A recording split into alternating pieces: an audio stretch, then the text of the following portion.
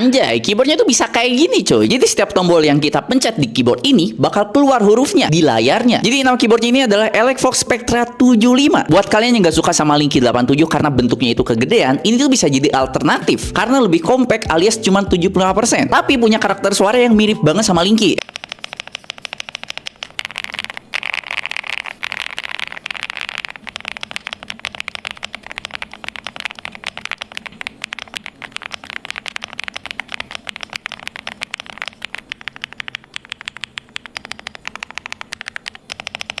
Emang nggak setobrut Linky yang pro sih, cuman ini tuh lebih mantep aja typing feel-nya. Plus ada layer dot matrix yang dimana ini bisa jadi animasi kayak gini, ataupun bisa dibikin kayak gini. Jadi setiap tombol yang kita pencet, ini bakal keluar di layarnya. Sebenarnya nggak guna-guna banget, tapi retro banget gitu. Keren sih menurut gua. Untuk struktur keyboardnya sendiri, ini udah pasti pakai gasket mount dengan dampener yang tebel, terus ada feel boncinya dikit, nggak yang bonci banget gitu. Jadi feel typingnya ini kerasa lebih stabil. PCB-nya udah pasti hot swap 5 pin, soft facing, RGB-nya bisa disetting satu warna, termasuk LED yang bagian bawahnya ini. Ini mirip banget sama NAT 65, cuman ini versi 75 dan versi plastiknya sih. Koneksinya udah pasti wireless, 3 koneksi dongle, kabel, dan bluetooth. Untuk masalah software ini nggak ada masalah karena pakai VIA atau web based, yang dimana kita bisa setting keyboard ini lewat macOS ataupun Windows. Jadi untuk OS ini nggak ada masalah mau dipakai bisa.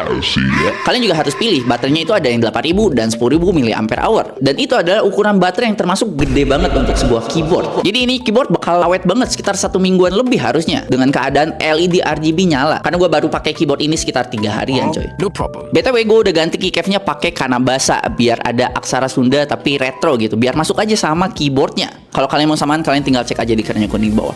Adios.